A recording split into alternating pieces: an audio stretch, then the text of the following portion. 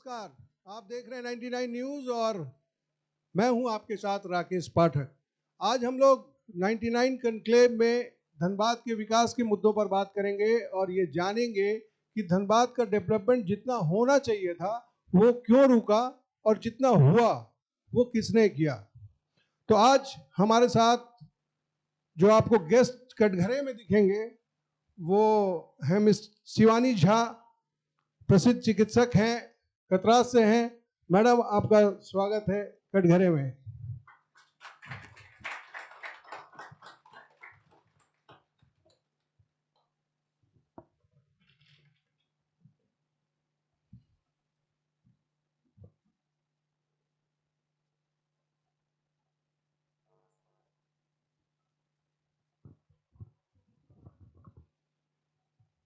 Madam, आपका 99 news में स्वागत है। और आज का जो मुद्दा है वो हमारे कन्क्लेव का, वो धनबाद का डेवलपमेंट है। आप जानी मानी चिकित्सक हैं और अभी संभावित मेयर प्रत्याशी भी हैं। आपने पूरा एड़ी चोटी लगाया हुआ है, आपका कार्यालय का उद्घाटन भी हो चुका है। और आपको कैसा लगता है कि अभी तक आपको लोग डॉक्टर को भगवान बोलते थे, लेकिन अभी आप जब बाजार में जाएंगी तो जनता को भगवान आप बोलेंगे, कैसा लग रहा है आपको? देखिए, ऐसे भी डॉक्टर के लिए पेशेंट जो है वो भगवान की तरह ही होता है। उसमें जो सेवा भावना रहती है, उसमें मरीज को वो भगवान ही देखते हैं। और उसी का जस्ट एक चेंज होगा। जब मैं इस मेयर प्रत्याशी के रूप में होंगी तो जनता को मैं उसी ढंग से सेवा करना चाहूँगी जो मेरे बीच में सेवा भावना भीतर में थी, उसी का अलग रूप होगा जब मैं इस प्रत्याशी के रूप में होंगी। मैडम, एक सवाल इसी से है कि आपने इससे पहले भी चुनाव लड़ा, उसमें आपको 48,000 के आसपास वोट आए थे। और अभी का चुनाव और उस समय के चुनाव में क्या अंतर आपको समझ में आ रहा है? स्थितियां कहाँ हैं? देखिए, लोकतंत्र का जो चुनाव है पहले पर्व होता था और अब जो है इवेंट मैनेजमेंट होने लगा है। पैसा काफ़ी खर्च होने लगा है। अब यही पब्लिक को सोचना है कि पैसा भ्रष्टाचार पे हावी होता ही जा रहा है, उसको रोकना होगा। मुझे यही उस समय से और ज़्यादा ही लग रहा है कि खर्चीला हो गया चुनाव। मैंने आपके हिसाब से चुनाव 2010 से अभी ज्यादा खर्चीला हो गया, ज़्यादा खर्चीला हो गया है। तो इसका असर किस पे पड़ेगा? इसका असर क्योंकि जनता पे ही पड़ेगा। जब आप खर्च करके आएंगी। इसका असर जनता पे ही पड़ता है। मार तो जनता को ही झेलनी पड़ती है, त्रस्त तो जनता ही है आज। देखिए, चिकित्सा के क्षेत्र में आपका बहुत लंबा अनुभव रहा है, 40 साल का अनुभव है, लेकिन धनबाद में जो हेल्थ सेक्टर की स्थिति है वो किसी से छुपी नहीं है। एक SNMCH यहाँ जो सरकारी अस्पताल है, अभी हाल में ही आपने सुना होगा कि 100 को चूहे ने कुतर लिया, जबकि पूरी मशीनरी लगी हुई है। इतना सरकार का पैसा खर्च होता है, कहा जाता है ऐसा, लेकिन दिखता नहीं है। मैडम, तो हेल्थ को लेके आपके दिमाग में क्या प्लान है जो नगर निगम के लोगों को मिलेगा?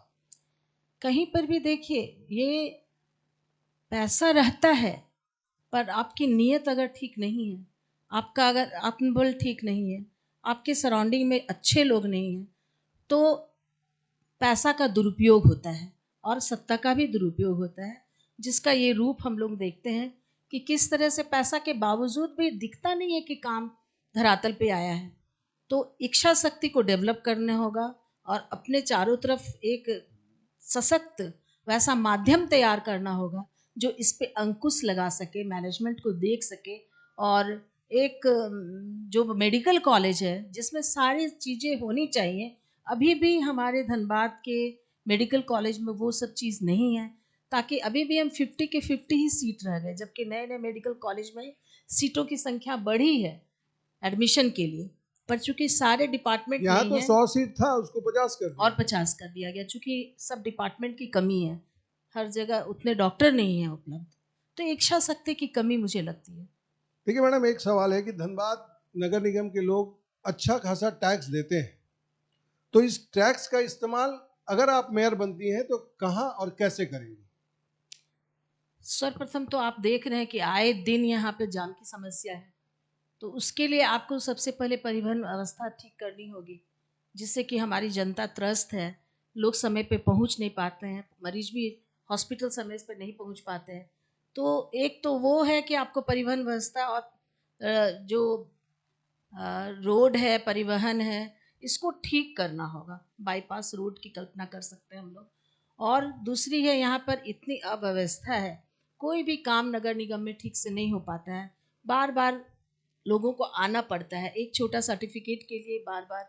वो सब चीज़ें मेरे ध्यान में है कि मैं हो सकता है उसको अपने लोगों के साथ मिलकर उस पर काम करके मरीज को और जनता को मैं कुछ अच्छा करके दे सकूं। देखिए, यहाँ पे आप एक चूंकि महिला हैं, और यहाँ जो आपने रोड में देखा होगा कि कई शौचालय बने हैं सरकार की तरफ से, निगम की तरफ से, लेकिन किसी में पानी नहीं है, एक में पानी नहीं है। महिलाओं को क्या परेशानी होती है अगर वो बाजार जाती हैं, चाहे वहाँ लड़कियाँ कॉलेज जाती हैं, चाहे कोई भी शहर का व्यस्त मार्केट, अगर मॉल की बात आप छोड़ दें, तो अगर बैंक मोड़ ऐसे जगह पे देखेंगे तो वहाँ शौचालय की समुचित व्यवस्था नहीं है। कि हमारे धनबाद की महिलाओं को, युवतियों को काफ़ी परेशानियों का सामना करना पड़ता है।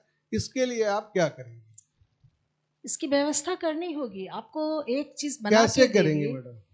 उसके लिए कुछ टीम बनाना होगा जो बार बार जाकर के वो सब चीजों का ध्यान रखें, देखें, फिर आपके रिपोर्ट करें और आप एक्शन ले सकें। जो कर रहे हैं उस पर आपको ध्यान है, जो नहीं कर रहे हैं उसमें तो विशेष ध्यान करके आपको देखना पड़ेगा कि क्यों ये सब काम नहीं हो रहा है। देखिए, आप आती हैं, आप कतरास में रहती हैं, और वहाँ के जो विधायक हैं ढुल्लू महतो, उनकी पत्नी भी चुनाव मैदान में भाग्य आजमाने के लिए जोर आजमाइश कर रही हैं। उनको सामना कैसे करेंगी चुनाव में? चूंकि आपने पहला सवाल ही कहा कि धन बल बढ़ गया है, कितनी चुनौती मानती हैं आप सावित्री देवी को? बहुत सारे लोग आएंगे, क्यों सावित्री देवी, क्यों, बहुत सारे आपको दिखेंगे। जब भी इलेक्शन का टाइम आएगा 100 से ऊपर ही रहेंगे इस बार। तो यहाँ तो प्रजातंत्र है, हर कोई आ सकता है, हर कोई अपना प्रयोग दिखा सकता है, हर कोई अपने आप को प्रेजेंट कर सकता है। अब जनता जनार्दन को उसमें से चुनना होता है कि कौन आपके लिए सुयोग्य उम्मीदवार है। जब आप एक बेटी की शादी करते हैं तो उम्मीद अपने दामाद को इतने अच्छे से खोजते हैं, तो आपका जीवन और मरण का प्रश्न होता है। ये 5 साल जो इसको भी पावर में आप देते हैं, उसकी योग्यता आप नहीं देखेंगे, उसकी कर्मठता नहीं देखेंगे, उसका जीवन नहीं देखेंगे, उसका जो पिछला रिकॉर्ड है वो नहीं देखेंगे, उसका पारिवारिक बैकग्राउंड नहीं देखेंगे आप। ये जनता जनार्दन को तय करना होगा। चूंकि ये भी एक आरोप लगता है कि विधायक ढुल्लू महतो आपके पति विजय झा पर लगातार हमलावर रहते हैं, तो कहीं उसके लिए तो आप चुनाव में उनको अपनी शक्ति दिखाने के लिए तो नहीं खड़ी हो रही हैं कि? उनके बहुत सारे इस तरह के हैं जिन पे हमला होता ही रहता है, और हमारा घर इस सब चीज़ के लिए संबल है, और बहुत सारी प्रताड़ना हम लोग समाज में झेलते रहते हैं। जब किसी को भी आप रोकना चाहेंगे, किसी भी बाहुबल को, तो ऐसे बहुत सारे बाहुबल आपके पीछे पड़ेंगे। पर आपकी वो आत्मबल शक्ति है, पारिवारिक शक्ति है, आपकी सामाजिक शक्ति है कि ये सब चीज़ों से लड़ने की प्रेरणा मिलती है। देखिए, यहाँ जाम की समस्या आपने कहा, सड़क किनारे जो फुटपाथ दुकानदार हैं उनको बिना समुचित व्यवस्था दिए लगातार आए दिन प्रशासन सड़कों से 2 दिन के लिए हटाता है और फिर 10 दिन के बाद लग जाता है, क्योंकि उनकी मजबूरी होती है। वो एक बहुत बड़ा वर्ग है फुटपाथ में जो दुकानदारी करते हैं, अपनी रोजमर्रा की जिंदगी चलाते हैं, अपना परिवार चलाते हैं। उनके लिए आपके पास क्या प्लान होगा? क्योंकि यहाँ पे वेंडिंग जोन बनने की बात हुई, लेकिन वो बन ही रहा है, सालों साल से बन रहा है। उनके लिए आप क्या सोचते हैं? उसके लिए हमारी कोर टीम सोचेगी कि कहाँ हम उसे शिफ्ट करें और उससे जो समस्याएं उत्पन्न होती हैं उसको कैसे दूर करें। जाम से ही रिलेटेड है, क्योंकि जाम यहाँ बहुत बड़ा समस्या है। उसी पे मैं काम करना चाहती हूँ और हमारी टीम अभी काम कर पार्किंग को रही है। लेके क्या करेंगे? क्योंकि यहाँ जगहों का बहुत अभाव है। एक मल्टी बिल्डिंग बन रहा है वो नगर निगम के पुराने कार्यालय में, जहाँ पार्किंग की व्यवस्था होनी है, ऐसा सुना जा रहा है। बड़े बड़े शहरों में जैसे बहुत सारे लेवल के पार्किंग होते हैं, तो उस तरह का कुछ व्यवस्था तो करना ही पड़ेगा, अल्टरनेटिव तो आपको सोचना ही पड़ेगा। देखिए, अभी हमारे साथ जनता भी है, और जनता जनार्दन है, जनता भगवान है।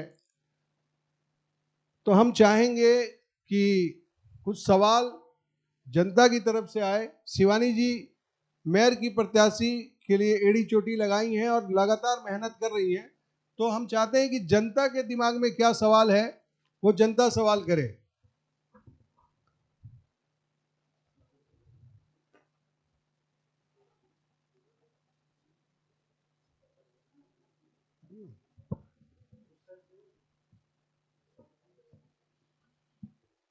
मैम, मेरा सवाल है आपसे कि जब नगर निगम का चुनाव आपने भी लड़ा था और आप 50,000 आपको लगभग वोट आए थे, इसके बाद आप लोगों से दूर होते चले गए हैं।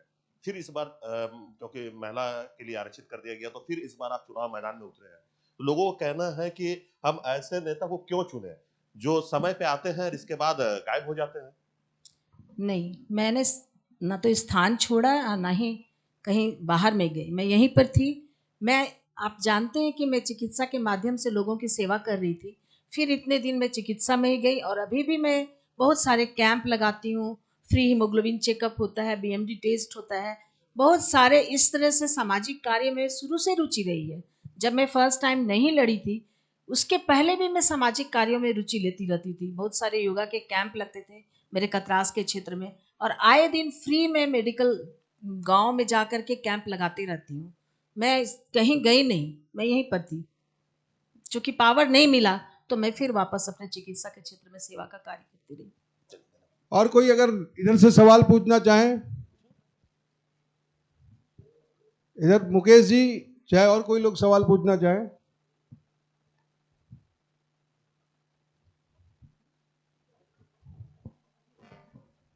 नमस्कार मैडम।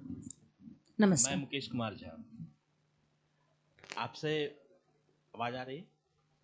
हेलो। आपसे पहला सवाल है कि आप अगर मेयर चुनी जाती हैं तो सबसे पहला प्राथमिकता धनबाद के विकास के लिए आपका क्या होगा? सर्वप्रथम तो ये जाम की समस्या ही कहीं अंत करना होगा, और दूसरा है यहाँ पर साफ सफाई का माहौल करना, जिसके चलते बहुत सारी गंदगी है, लोग बीमार पड़ते हैं, प्रदूषण आप जानते ही हैं, और हमारी कितना लाइफ कम होता जा रहा है इस प्रदूषण के चलते। इस पे मैं काम करना चाहूँगी। एक दूसरी धनबाद के लिए और भी प्राथमिकता होना चाहिए, जो शिक्षा है, जिसपे यहाँ कोई काम नहीं किया जा रहा है। अगर पावर मिला तो जरूर शिक्षा के लिए भी जैसा चाहेगी जनता वैसा काम होगा। धन्यवाद। तो मैडम, सबसे जो निगम में भ्रष्टाचार अभी तक हुआ, कई केस चल रहे हैं, इससे पहले के जो मेयर हैं उनके ऊपर भी एसीबी की जांच चल रही है, और कई तरह के आरोप हैं, सारे अफसरों पे भी हैं और जनप्रतिनिधियों पे भी हैं। निगम में भ्रष्टाचार सबसे बड़ा मुद्दा है, हर काम का रेट फिक्स है, उससे कैसे निपटेंगे, क्योंकि वो बहुत बड़ा कॉकस है मैडम। देखिए, जब अच्छे लोग कहीं आते हैं ना, तो कुछ लोग जो इसमें हावी हैं वो पीछे हो ही जाते हैं, और आपकी नज़र अगर पैनी नज़र रहेगी तो, और पहला ही हमारा है कि हम इसमें जो नगर निगम में भ्रष्टाचार है उसको दूर करना चाहेंगे, कट मनी को बिल्कुल खत्म करना चाहेंगे। अगर आप निकलेंगे तो आपके नीचे वाले नहीं लेंगे पैसा। तो आपने देखा, ये शिवानी झा थी और इन्होंने तमाम मुद्दों पर बात की, भ्रष्टाचार से लेके इनके पास जो विजन था कि कैसे धनबाद के लोगों को कुछ नया दे पाएंगी।